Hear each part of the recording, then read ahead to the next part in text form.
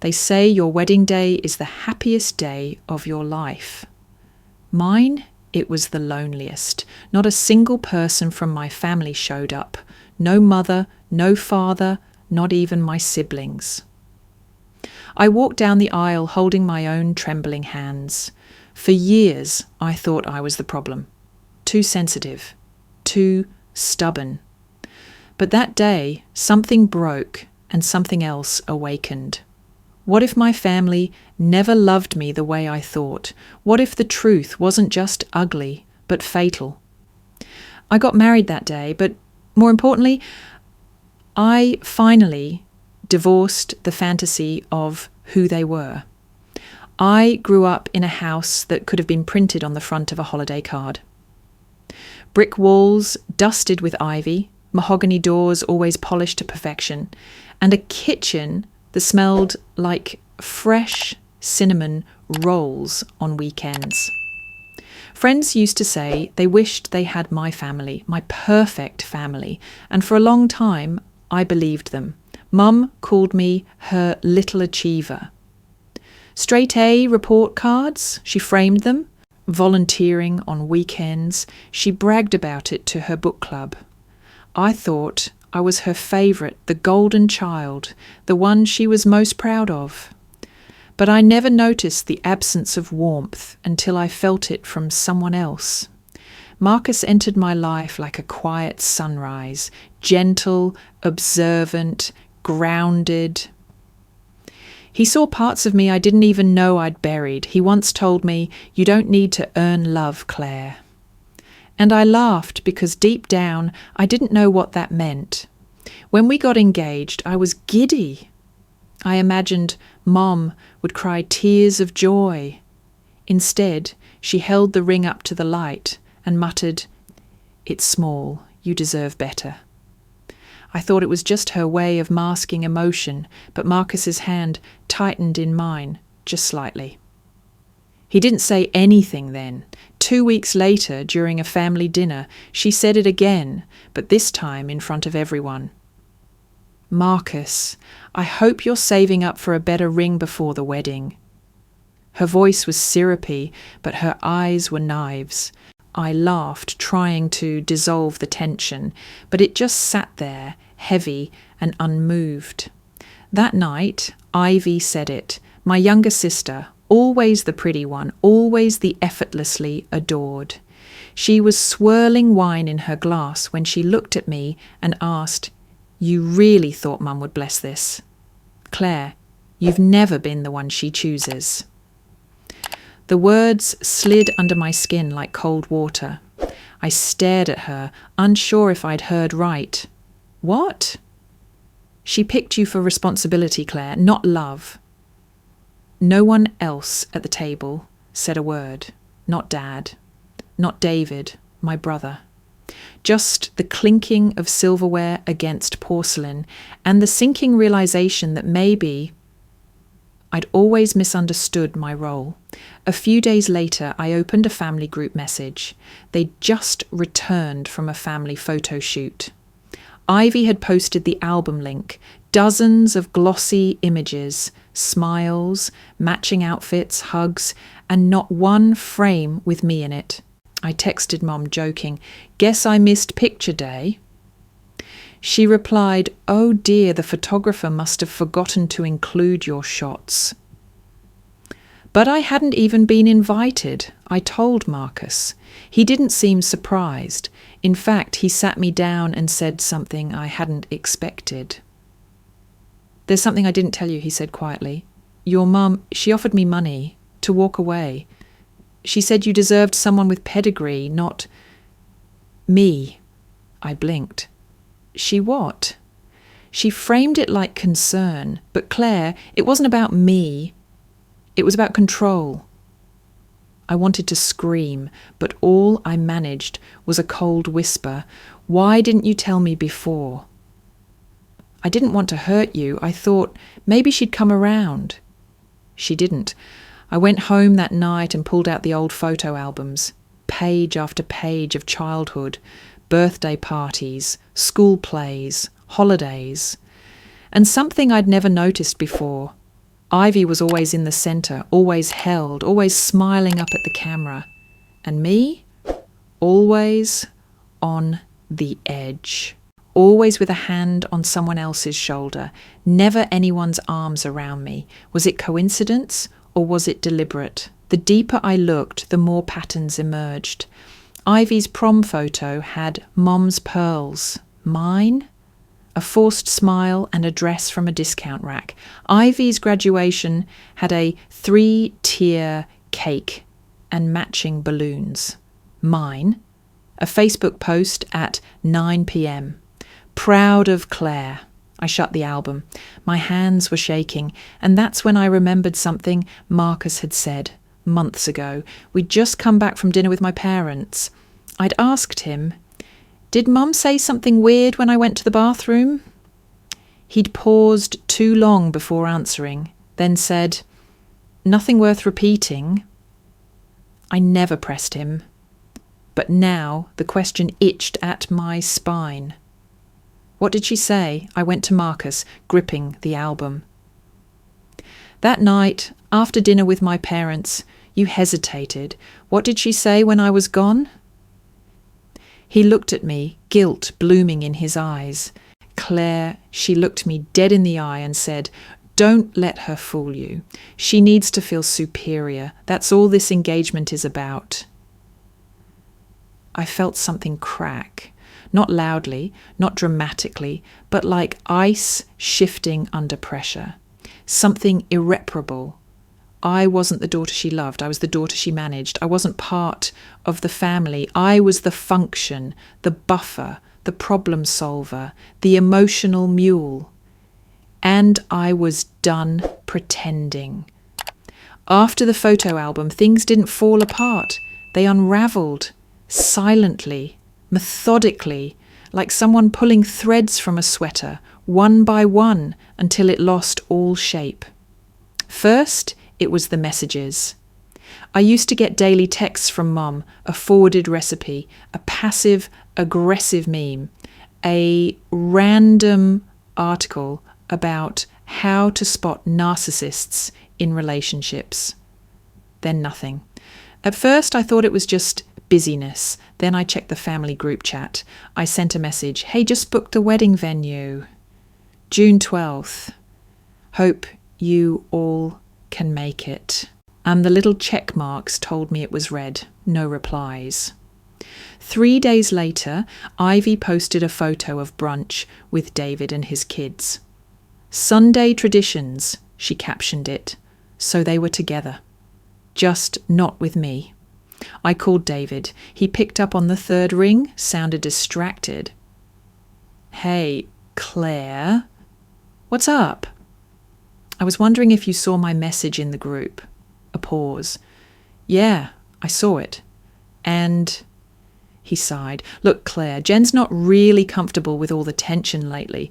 Maybe it's better we just take space." "Space? From my wedding? I'm sorry, okay? It's complicated." It wasn't complicated. It was cowardly. David had always been the quiet one, the peacekeeper, and like most peacekeepers, his silence always sided with the aggressor. Then came the email from Mom. Subject, concern. The body was short, clinical. "Claire, this engagement is bringing unnecessary stress to the family. Marcus is not a good fit, and it's starting to reflect poorly on us. Please reconsider. You're making a spectacle of yourself, and we cannot support that." No love, Mom, no signature, just that. A warning disguised as advice. I didn't show Marcus the email. I didn't want him to carry my shame. But he knew. Of course he knew. I'd been quieter, heavier. Like my body had absorbed the message and was now wearing it. The next week, Ivy posted a video of her engagement party, champagne towers, a custom balloon arch that said she said yes. I recognised the venue.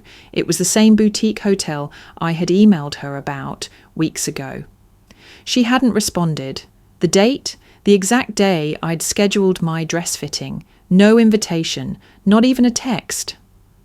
I watched the video on loop, not because I cared about her party, but because in one frame, for just a second, Mom was hugging Ivy. Really hugging her, eyes closed, face buried in her daughter's shoulder. I'd never had that. Marcus found me curled on the couch, phone in hand. He sat beside me, gently took the device and placed it on the table. "You need to stop giving them front row seats to your suffering," he said.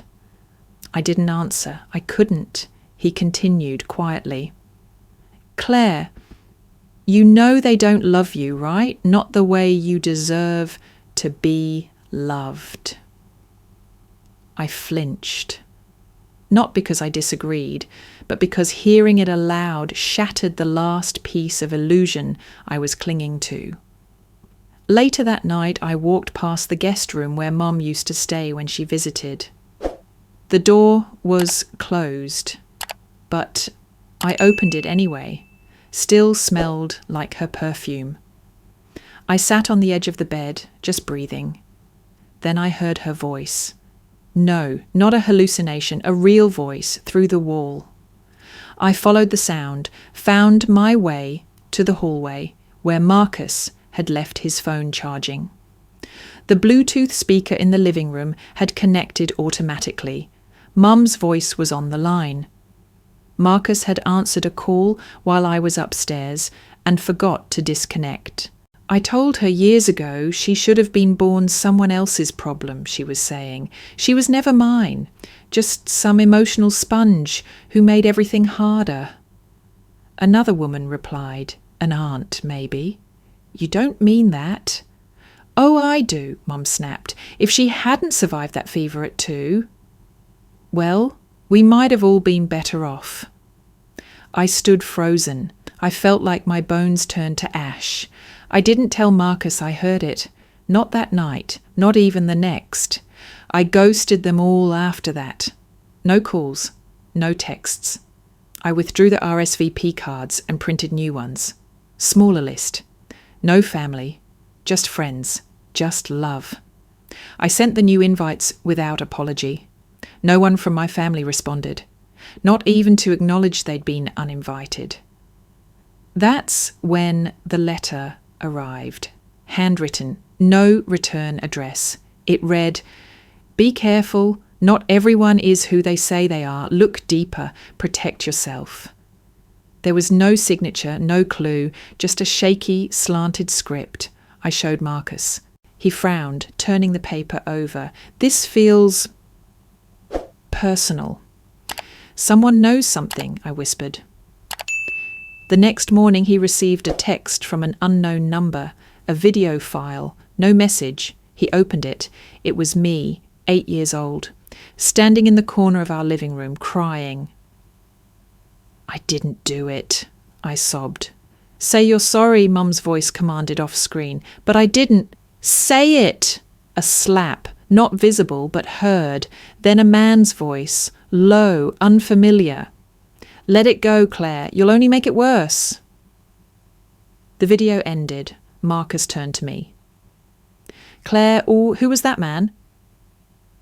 I didn't know, but I was going to find out. It was supposed to be the happiest day of my life. A small ceremony by the lake, soft winds, pale blue sky. The kind of setting you'd see in a bridal magazine, but it felt nothing like a dream. No mother, no father, no siblings, just 4 friends who stood like pillars, holding me up by sheer presence. The music started.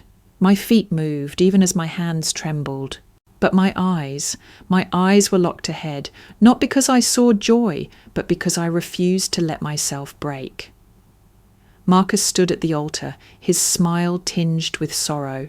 He knew what this day cost me.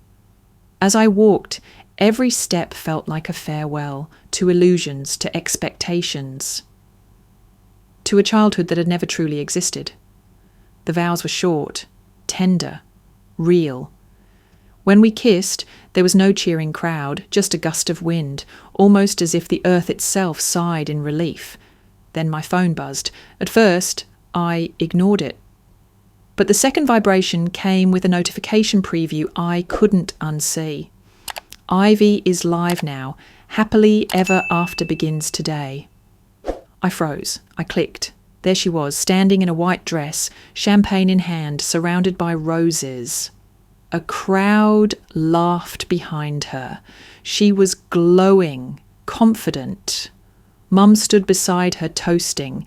David was in the back clapping. They were at a country club celebrating Ivy's wedding. Same day, same hour, deliberate. She looked straight into the camera and said, "Sometimes the right person just knows how to bring a family together." My breath hitched. The betrayal was no longer silent. It was weaponized, broadcast. My friends tried to pull me away, but I couldn't stop watching. The comments flooded in. "So happy for you, Ivy. Your mum looks stunning." Then, just as the camera panned, I heard it. A man's voice, off-screen, low, casual. "Just don't let Claire find out what happened back in 2011. Someone else replied, "Please, that would ruin everything." The stream ended. I felt like the air had been punched out of me. What happened in 2011? The question rooted itself in my chest, pulsing with every beat. I replayed the memory of that year, college graduation, my first apartment, Dad's sudden trip overseas. Nothing stood out, or maybe something had been hidden too well. After the ceremony, I didn't join the dinner Marcus had planned. I went home, peeled the dress off like a snake shedding skin, and crawled into bed, and stayed there for days. Marcus tried.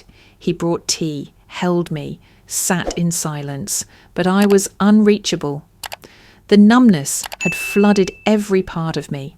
I stopped eating. I stopped replying to texts. I started wondering if I'd made it all up. Maybe I'd always been difficult. Maybe I was the problem. Then I remembered the video, the little girl, the slap, the strange man.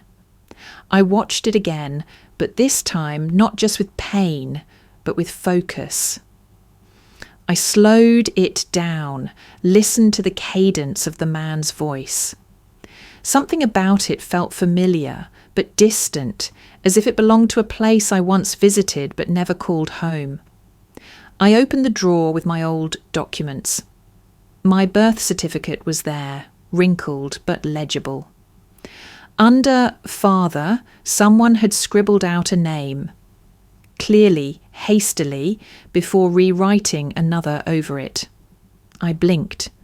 No one had ever mentioned this. I called the hospital, listed on the certificate, claiming I needed a replacement copy. The nurse on the other end was hesitant, but eventually told me, "Your original file lists temporary guardianship under the mother's name." My breath stilled. Temporary? I asked for the archived physical record. It would take days, but I didn't wait.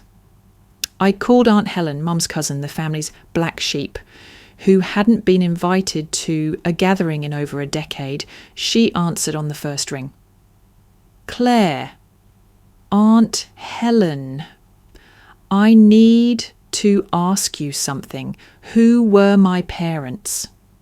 There was a pause, then a sigh that sounded like it had been waiting years to be released. "Oh, Claire," she said, "I knew this day would come." She told me about Elise, her cousin, my biological mother. Brilliant, wild, rebellious. Elise had died in a car accident when I was 2, no father on record, no extended family willing to take in a baby.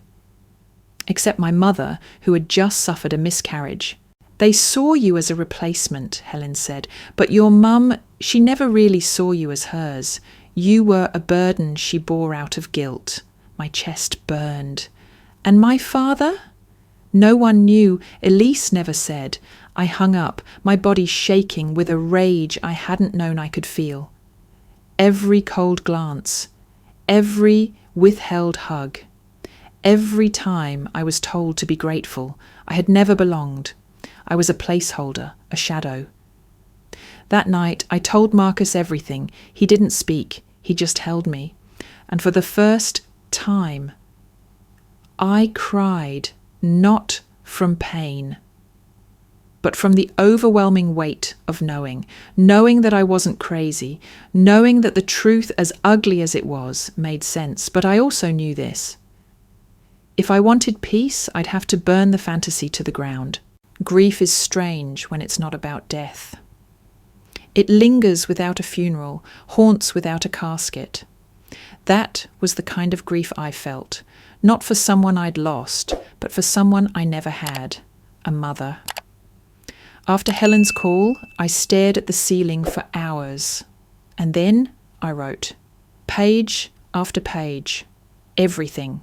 From my childhood memories to the video, from the unspoken bruises to the spoken betrayals. I wrote as if bleeding truth could cleanse me. When the words became too much, I started recording them.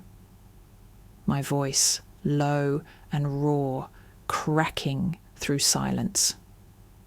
I didn't publish them under my name. I wasn't ready to be found, but I created a pseudonym, The Borrowed Daughter. I uploaded the first clip anonymously. It was just me talking. Telling the story of a girl who wasn't wanted, a girl who had to earn every ounce of affection she never got, a girl who got married with no family watching. I didn't expect anyone to listen, but they did. The comments rolled in. I thought I was alone. This happened to me too. I can't stop crying, thank you. By the third episode, it had thousands of views. People began sharing their own stories. Others asked questions, some painfully precise. Was your sister named Ivy? Does your mum work in education? That's when it happened. A message from an anonymous account. No words, just a photo. Ivy, sitting in a coffee shop, smiling across the table at a man. His back was turned, but even from the grainy angle, I knew that profile. Marcus. Or someone who looked almost exactly like him. My chest tightened. I zoomed in. The man's watch was different. His shoulders were broader, not Marcus. But enough resemblance to make the blood drain from my face. Was it a coincidence? Or was this what that voice in the live stream had meant? I kept digging. Old social media posts, tagged photos. I found an old tweet from Ivy dated 3 years ago. Some men just don't know what they missed out on. The comments were jokes. But one caught my eye. I still think about that dinner, so awkward, LOL. The tagged friend had since deleted their account, but the internet never forgets. Marcus noticed I was distant. What's wrong? He asked. Did you ever talk to Ivy before me? He blinked. We met at your birthday party, Claire. No, I mean, before we started dating. A pause. She messaged me once on Instagram a long time ago. And? I ignored it. That was all he said. That night, I pulled up everything I had and began assembling a timeline. Ivy's bitterness, Mum's escalating hostility, David's silence. It all lined up. They weren't just uncomfortable with Marcus. They were orchestrating something or protecting something.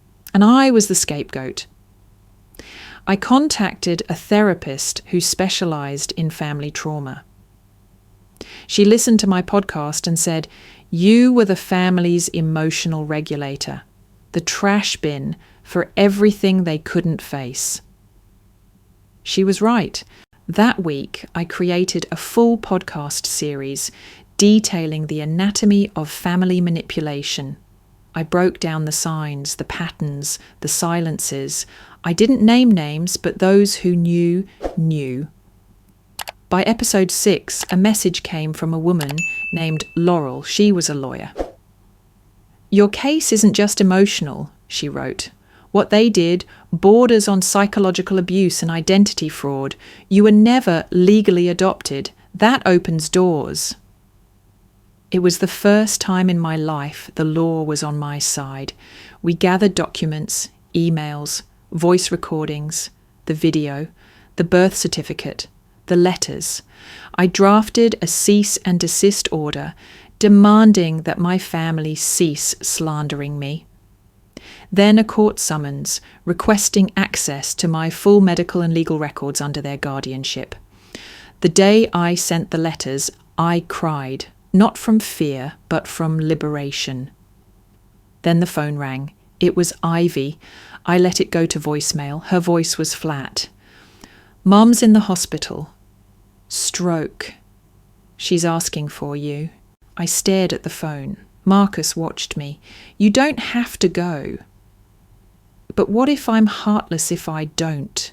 He gently replied, You've already bled for people who never gave you a drop. This isn't about heart, it's about healing. I didn't go. For the first time in my life, I chose myself over guilt. I spent that night in the bathtub, surrounded by silence.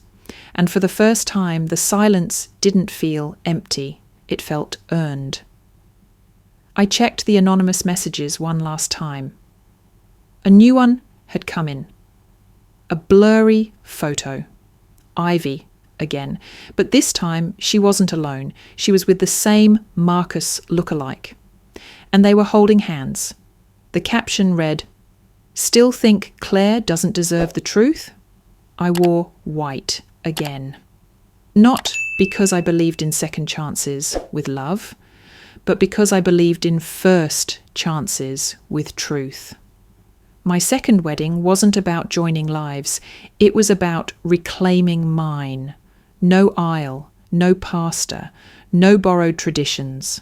Just a circle of people who had walked beside me through the fire and never let go. We held the ceremony in a community garden, wildflowers instead of roses, a hand-sewn dress instead of designer silk. This time I didn't walk to someone. I stood in the middle and spoke. I'm not here today because someone loved me enough, I said. I'm here because I finally loved myself enough to stop begging for scraps. Applause rippled, tears shimmered in eyes that truly saw me. Afterward, a reporter from a trauma healing podcast pulled me aside. Claire, why do you think this ceremony matters so much? I looked at the sky before answering. I didn't marry to be loved. I married to prove I deserve to be, even if no one else ever believes it. The interview went viral. People from around the world began sharing their own reclamation rituals. Women dancing barefoot in backyards, men burning childhood letters, a teenager cutting up her toxic family's Christmas photos. Healing had gone global, but so had attention. It started with a leak, a recording from a private therapy session Ivy had attended, shared by someone in her inner circle, now disgusted by her manipulation. In the clip, Ivy admitted, Mum always wanted to get rid of Claire. There was a moment, she asked if I'd help her find a clinic, terminate it. She was 2 months in. She said, if we end it now, we can pretend this never happened. I said, it would make everything easier. The backlash was instant, not just against Ivy, but against the family brand they had built. People scoured old posts, found inconsistencies. Interviews where Mom claimed Claire was the light of her life. Photo captions that now reeked of performance. David, who had remained mostly silent, finally broke. He posted a public apology on his profile. To my sister Claire, I was wrong. I let fear silence me. I knew things weren't right. I knew you were treated like a burden. I said nothing. I believed the easier version of the truth. I'm sorry. But it was too late. People weren't just unfollowing, they were condemning. Ivy's company lost sponsors. David's business received 1-star reviews overnight. Their friends stopped returning calls. Neighbours stopped waving. The illusion shattered. And then Ivy disappeared. No posts, no tweets, her phone disconnected. A week later, an email landed in my inbox. Subject, thought I'd lose? The body, you think this is over? Sweet Claire. You always needed an audience. I don't.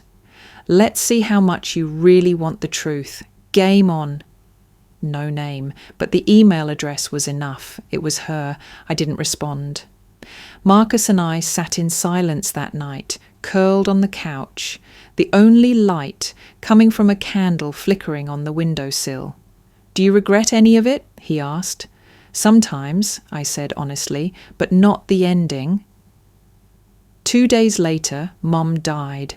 A stroke, quick, quiet. David called, voice shaking. I thought you'd want to know. I don't, I replied, and hung up. The funeral was small. I didn't go.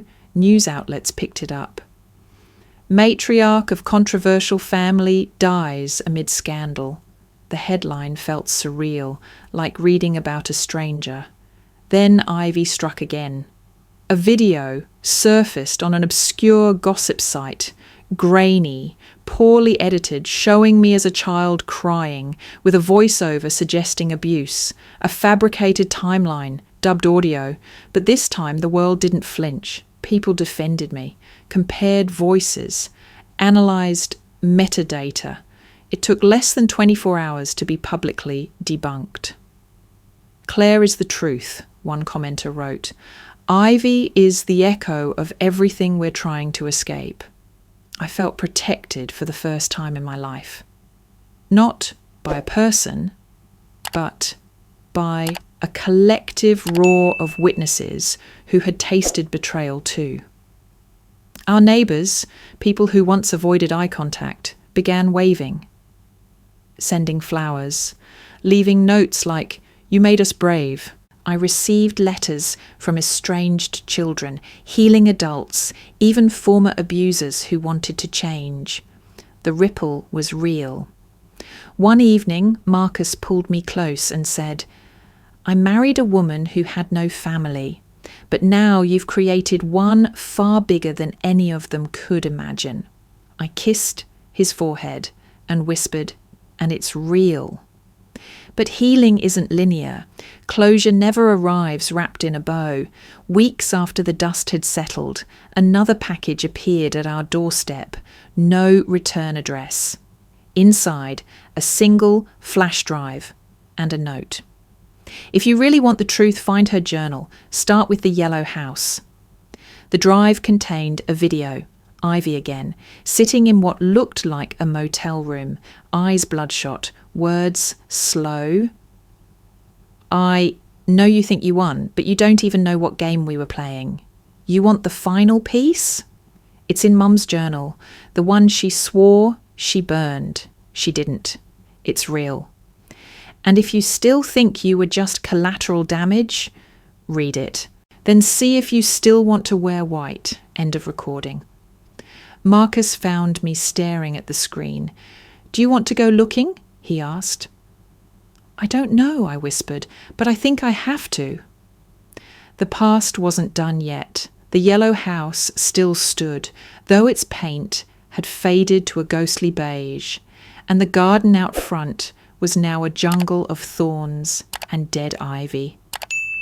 I hadn't been here since I was a child, but the moment I stepped onto the porch, the memories returned like static in my bones. This had been my grandmother's house once before it was turned into a storage tomb for the family's unspoken truths. The key, tucked inside a chipped flower pot, just like always, turned stiffly in the lock. Dust greeted me like an old friend. Boxes draped in bed sheets lined the walls. In the far corner, an old armoire sat, untouched by time. I opened it, half expecting nothing but cobwebs. Instead, I found it, a box labelled Elise. Inside, beneath some old photos and a birth certificate, my birth certificate, was the journal. Worn leather, no lock, just initials embossed in the corner. E.V. Elena Vargas, my mother, or the woman I once believed was. I sat on the floor, journal in hand, and read until the sun shifted. She hadn't burned it. She'd hidden it. The entries began cold, clinical, like a logbook of motherhood. Day 47, Claire still won't sleep through the night. But as the pages turned, so did the tone. I feel nothing.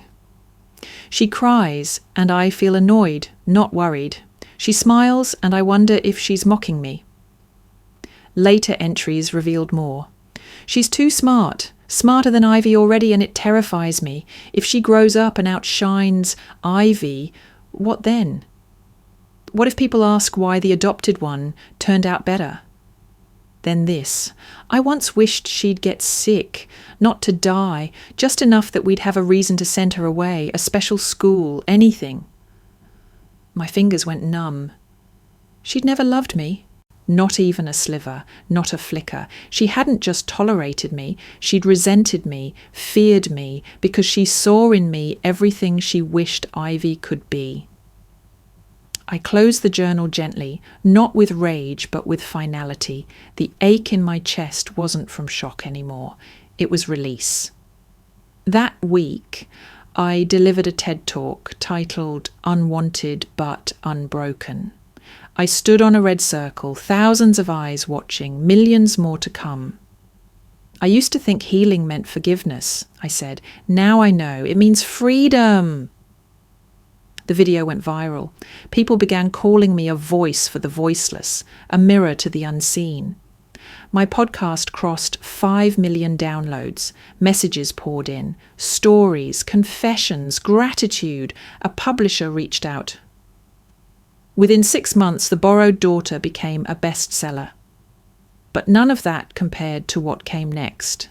A letter arrived, this time handwritten in blue ink. Careful script. No return address. Dear Claire, I don't know if you remember me. You probably don't. But my name is Lila. I'm the daughter of Elise, my mom, your real mother. I've been trying to find you for years. My grandmother told me what happened after the accident, that you'd survived, that someone else raised you. I was only 6 when Mom died. I never stopped wondering about you. I'd like to meet, if you're open to it. With hope, Lila. I read it 3 times, my hands shaking, not from fear, but from a tremor of something more delicate. Anticipation, maybe even joy. We met at a park cafe. She looked like Elise. Sharp cheekbones, the same honey brown eyes. But there was warmth in her smile, not distance. She hugged me like we'd always known each other. Over tea, she told me stories of Elise I never knew. How she loved Nina, Simone. How she used to dance barefoot in the kitchen. How she wrote poetry in the margins of her books. She never stopped talking about the baby, Lila said. She wanted you so badly, she named you Claire because it meant light. I swallowed hard. No one ever told me that. She reached across the table and squeezed my hand.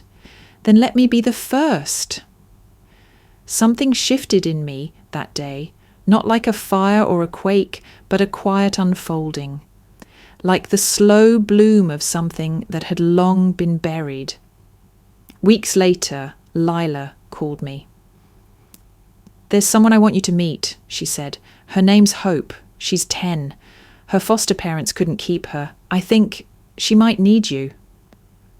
The first time I saw Hope, she wouldn't look me in the eye. She kept her arms folded, her eyes down. I saw myself in her, the fear of being too much and never enough. But I didn't ask her to smile. I didn't ask her to speak. I just sat with her and waited. By the 3rd visit, she sat next to me. By the 5th, she let me braid her hair. By the 7th, she called me Claire.